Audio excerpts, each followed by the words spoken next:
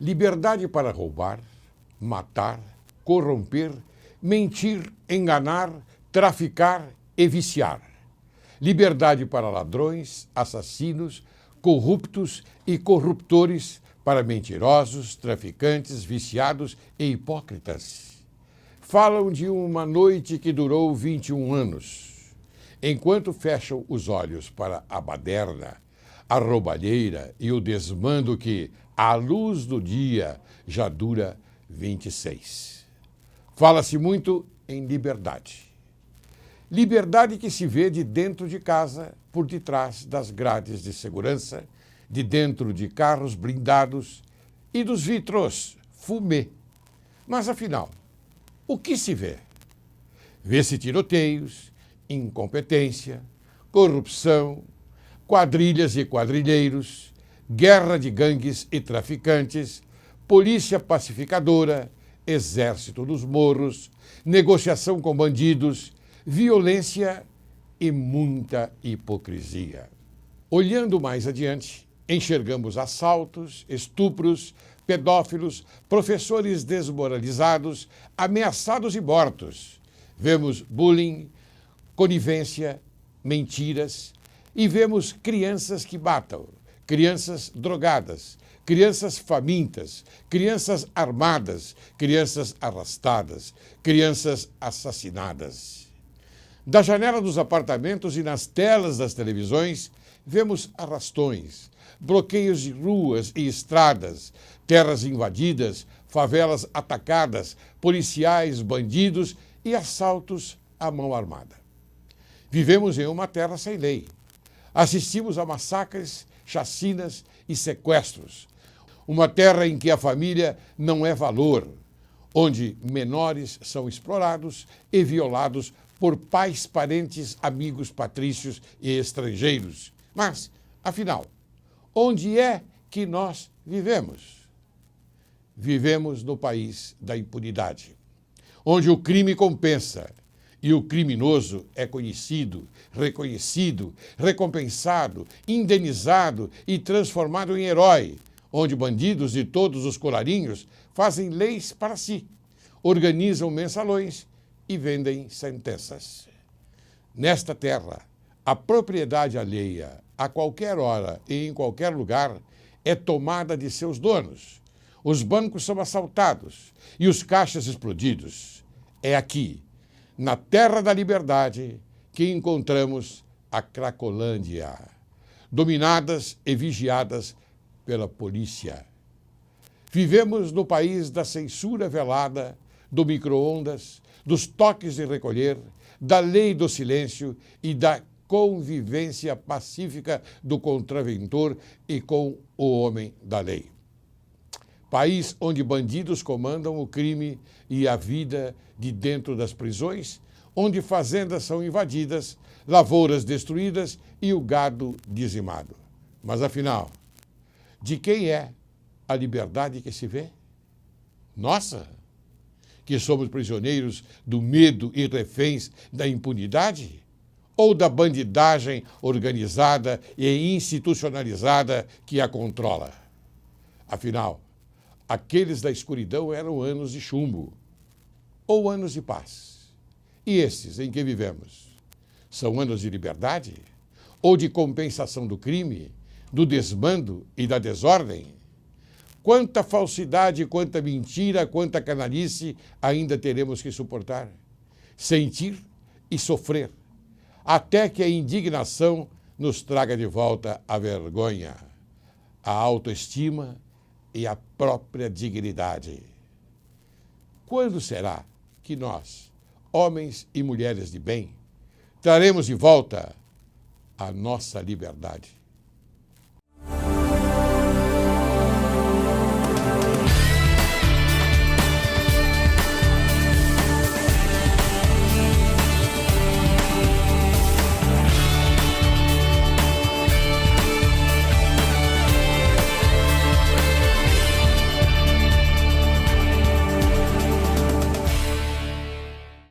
Hoje, Direito e Justiça em Foco conversa com uma excelente advogada, Eu digo excelente porque a conheço e sei da capacidade intelectual e você, caro telespectador, vai apreciar também.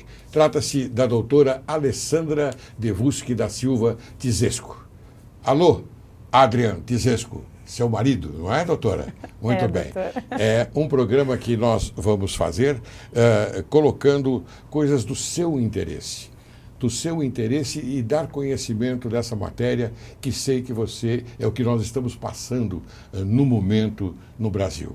Nós estamos passando um momento de pânico, um momento de violência, um momento de vândalos no centro, não só de São Paulo, do Rio de Janeiro, aliás, em todo o Brasil.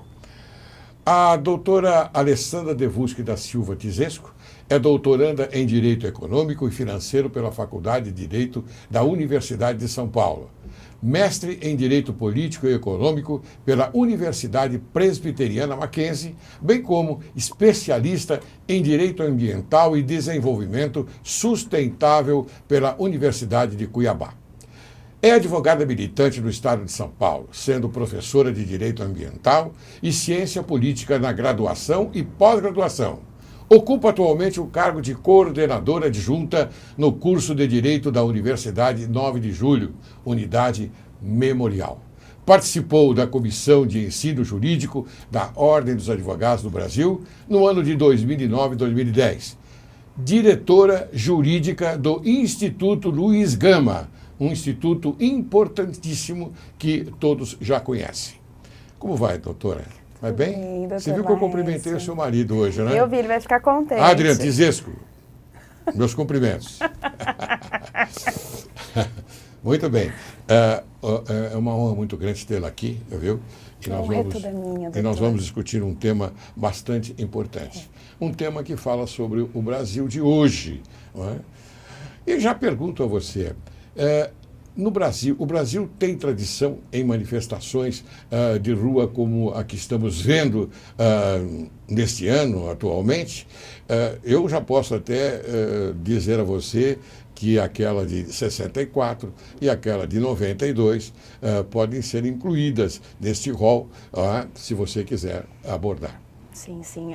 Primeiramente, doutor, muito obrigada pelo convite de estar junto com vocês todos hoje. É um prazer imenso. Eu agradeço bastante a oportunidade, sobretudo sabendo de tudo o que o país tem vivenciado nesses últimos tempos a respeito de uma série de reivindicações políticas que estão sendo feitas nas ruas, né, literalmente aos brados. E, de fato, a gente precisa pensar em todas essas manifestações uma esfera histórica e política maior, né? Eu tenho visto algumas análises na mídia de uma forma geral e, às vezes, eu me preocupo um pouco com a extensão dessa análise. A gente tem um histórico e talvez a nossa história de manifestações no Brasil nos ajude a compreender até a própria violência de algumas insurgências que estão acontecendo. Eu estava, quando foi este ano, né, em junho, quando se iniciaram as primeiras manifestações, a primeira coisa que eu pensei quando vi foi, minha nossa, é a revolta do Vintém de novo. Porque foi uma revolta em 1878, 1879, ainda quando o Brasil era, né, um país imperial, nós tínhamos o imperador, né? O imperador tentou negociar com os manifestantes, não foi possível, e foi uma revolta bem sucedida, porque de fato, assim como essa revolta, né, as chamadas Jornadas de Junho e de Julho, agora em 2013, lá em 1878, também a população no Rio de Janeiro conseguiu frear o aumento do bonde, né? Então a gente já percebe que a questão do transporte no Brasil sempre foi uma questão de emergência. Mas nessa época houve violência também? Então, a violência que nós assistimos hoje nas ruas de São Paulo? Mortos, ou do Rio de Janeiro? Mortos, feridos e muitos detidos. Então, a nossa história mostra que a população parece que tem um limite de exploração, de indignidade, no sentido de ser tratada de uma forma com muita sujeição, com muita repressão. Mas não foi a única, né? A revolta do Vintém foi em 1878, enfim, ainda tínhamos o imperador, mas num momento já republicano, né? Em 1904, o presidente era o Rodrigues Alves, nós tivemos a revolta da vacina no Rio de Janeiro, claro, que também é uma revolta relacionada com a forma como a população se sente tratada pelo Estado. Nós tínhamos, obviamente, um problema de ordem urbana no Rio de Janeiro, um problema seríssimo de moradia, e veja, esse problema ele não cessou ainda. No Rio de Janeiro continua com os mesmos problemas de favelização de várias áreas, problema de mobilidade urbana, que em 1904 também eclodiu numa revolta com mortos, com feridos, com mais de 1.000 detidos, né? Ou seja, pessoas que foram de fato encarceradas em função dessa revolta. E posteriormente, em 1979, também tivemos uma em São Luís do Maranhão, que é uma revolta pouco conhecida, mas que tem relação com uma revolta recente em 2004 em Florianópolis. Essa revolta, a revolta da passagem da meia entrada em São Luís do Maranhão, era uma reivindicação e era um movimento estudantil. E aí se assemelha um pouco com isso que está acontecendo agora em 2013.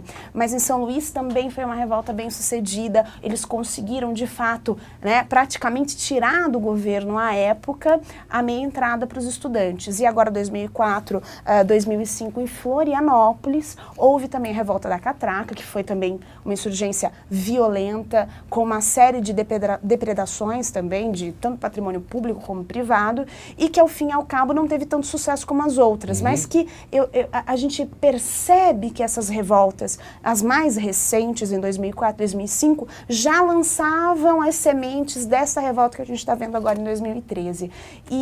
Então houve uma progressão. Houve, né? claramente. Uma progressão para a violência. É isso? Claramente. Só que o que eu acho interessante é que a gente tem uma análise, é uma análise da ciência política tradicional, que a população brasileira ela é pacífica, ela é cordial, né? E a história nos mostra que não é bem assim. Então é tradição. Eu não diria que é tradicional, mas eu diria que a nossa história mostra que determinadas dimensões políticas parece que deixam o brasileiro nas raias da loucura. Literalmente, o brasileiro não admite determinadas ações estatais. E o que nos preocupa é que parece que o governo ainda não acenou, não ligou o sinal de alerta. Isso é que me preocupa, porque existe uma escalada de movimentos, e não são movimentos só no Brasil, é uma escalada internacional. Existem uma série de reivindicações que são feitas em Paris, em Seattle, em Gênova, na Itália, que estão acontecendo também no Brasil e que tem praticamente... Então essa é uma causa democrática, faz parte da democracia.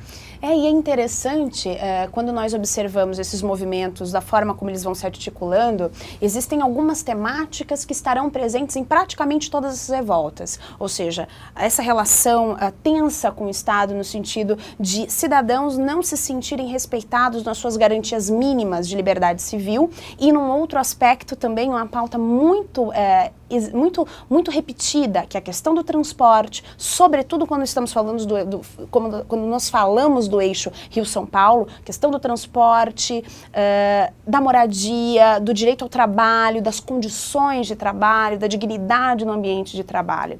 Então, são algumas questões que são muito pertinentes e, mais uma vez, não existem só no âmbito brasileiro ou latino-americano, né? São questões que se repetem também em outros países da Europa, nos Estados Unidos e no próprio Canadá. E no Brasil, em específico, as mais recentes estão ligadas justamente ao desenvolvimento da nossa própria democracia. Sim, claro. Em 84, nós teremos o movimento das diretas já, que levou, enfim, mais de 1 milhão de pessoas às ruas em São Paulo, em Belo Horizonte, no Rio de Janeiro, em outros lugares, obviamente. Em 1992, como conversávamos anteriormente, claro, o movimento do impeachment do então presidente. E teremos outras. Em 1999, a Marcha dos 100 mil, né? Ou seja, os manifestantes marcharam até Brasília para pedir CPI, investigação de denúncias de corrupção no governo federal, e agora 2004, 2001 e 2005, que vão colocar o MPL, né, que é a organização que praticamente conseguiu articular esse movimento agora em 2013, ou pelo menos o seu início, né? O MPL surge também muito ligado a essas ações em Santa Catarina, e aí se espraia pelo Brasil inteiro. Então, eu diria que nós brasileiros talvez precisamos olhar um pouquinho a nossa história e perceber que que se por diversas vezes estamos nos manifestando, nós reivindicamos questões que parecem não serem atendidas pelo Estado, isso significa talvez que haja um problema sistêmico. E aí é preciso olhar quais são as causas desses problemas e o porquê de que perceptivelmente a gente vê que o Estado não atende a essas demandas, ainda que elas sejam repetidas. Então, Alessandra, eu, por exemplo, cito sempre os Estados Unidos como exemplo. Nos Estados Unidos, há qualquer problema, o presidente vai à televisão e, em caráter geral, dá a resposta correta. Às vezes ele não é feliz, mas na maioria delas, eu entendo que ele atinge a expectativa do povo. Por que que aqui não acontece assim? Então, nós temos uma cultura, doutor Laurelli, infelizmente, de achar que as ações políticas elas se restringem ao calendário eleitoral, né? Eu só ajo de forma política quando, por exemplo, tenho alguma pretensão política pessoal ou que de repente tenho algum interesse. Isso infelizmente está muito arraigado, está muito entranhado na nossa cultura e é algo que realmente é bastante difícil de mudar. Mas de uma forma geral, o que eu percebo é que o Estado também não compreende a totalidade desses movimentos e também se coloca muitas vezes ao lado de interesses de certos grupos econômicos em detrimento daquilo que a maior parte da população passa. Então, fica um Estado um pouco autista, né? Ou seja, a população sofre imensamente, tem uma série de demandas e o Estado parece que prefere fazer às vezes de outros grupos e, obviamente, que em um determinado momento isso vai dar aso e vai, enfim, provocar uma revolta social, que é como isso que nós estamos vendo nesses últimos tempos. Eu, pessoalmente, acho que isso é, no mínimo, um sinal de saúde da nossa democracia. Tem um jornalista que eu gosto bastante, o Sakamoto, ele disse, olha, essas manifestações mostram que o Facebook foi para as ruas, né? E é verdade, o Facebook foi para as ruas, as pessoas se manifestavam, mas digitalmente, olha, não gosto, estou em desacordo, veja que absurdo esse ato do governo estadual, federal, da prefeitura, mas manifestação no sentido de reivindicar, de incomodar, de aparecer, de dizer queremos uma resposta já, isso nós vimos, como havíamos falado, isso já aconteceu na história do Brasil, mas na nossa história recente, sem um problema de ordem estrutural da nossa democracia, de fato é a primeira vez nos últimos tempos, nos últimos 20 anos. Então, para minha geração é uma felicidade, porque o que nós percebemos é que finalmente parece que as pessoas acordaram para perceber que a política ela está no trato diário com as pessoas, nas nossas escolhas, nas mais cotidianas, elas estão imbuídas de uma dimensão política muito forte. Muito bem, pelo que eu me recordo, as manifestações, quer de 64, quer de 84, quer de 92, elas levaram muitas pessoas às ruas. Sim. Muitas pessoas, incalculável o número delas. Entre 1 milhão e 1,5 milhão, né? Exatamente. E, isso proporcionalmente à época, os dias de hoje, porque a população aumenta. Sim. Mas eu não me lembro de que essas manifestações tenham, junto com elas, trazido a violência de pessoas marginais, não é? De pessoas, eu até vou colocar um termo um pouco pesado aqui, mas eu acho que vale a pena, de terroristas. Isso me parece mais uma técnica do terrorismo que foi às ruas. Me parece. E não sei, talvez seja até uma hipótese, não é? Mas não me lembro de ter acontecido nesse aspecto, essas violências todas contra as pessoas e contra o patrimônio do Estado, meu Deus do céu.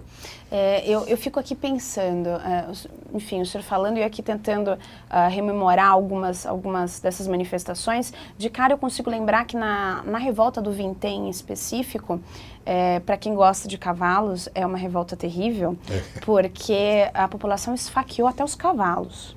né? Porque os cavalos acabavam carregando algumas peças dos bondes, mulas inclusive, e a população, numa revolta imensa no Rio de Janeiro, não só atiraram pedras nos bondes, destruíram todos os equipamentos públicos, como também estávamos, enfim, no Império, no Brasil imperial, ou seja, existia um temor, porque querendo ou não, estamos diante de um imperador, não é nem de um presidente, muito embora alguns presidentes tenham agido na nossa história como imperadores. Mas foram violentas até mais também. Imperadores, né? Sim. Desculpe e ditadores, o né? termo. Mas, e a própria revolta da vacina também, no Rio de Janeiro, tivemos, naquela época, em termos demográficos, pensar em 100 e tantos feridos, 50 mortos no Rio de Janeiro, era de fato um número muito impactante para a época. Então, a violência, ela está presente no nosso cotidiano de uma forma simbólica e de uma forma real, né?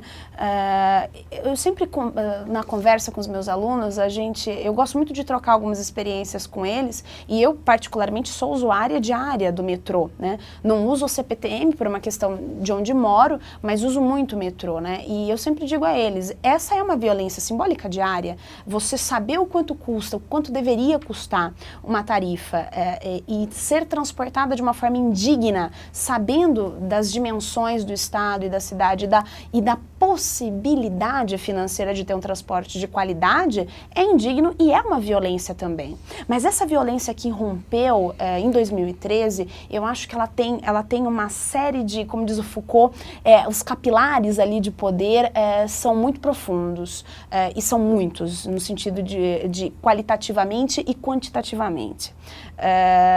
Existe um papel claro da polícia em relação ao crescente de alguns atos de violência. Mas, ao mesmo tempo, nós sabemos que existem também pessoas que se infiltram no movimento e que não estão ali para o jogo democrático, para o jogo da reivindicação política, né? A gente sabe que dentro de um grande número de pessoas vão aparecer saqueadores, enfim, bandidos de toda sorte. E isso vai acontecer em qualquer grande movimento. Em Gênova, por exemplo, acho que foi em 2001, em Gênova, entre 240 mil e 300 mil pessoas foram às ruas dentro de manifestações anticapitalismo, antiglobalização financeira, enfim, antipolíticas neoliberais, e houve uma série de atos criminosos que não necessariamente estavam ligados à maior parte dos manifestantes. Muito embora, quando falamos de uma manifestação dessa ordem, nós sabemos que várias dimensões teóricas, linhas de táticas de reivindicações sociais são tomadas, algumas inclusive conflitantes umas com as outras. Uhum.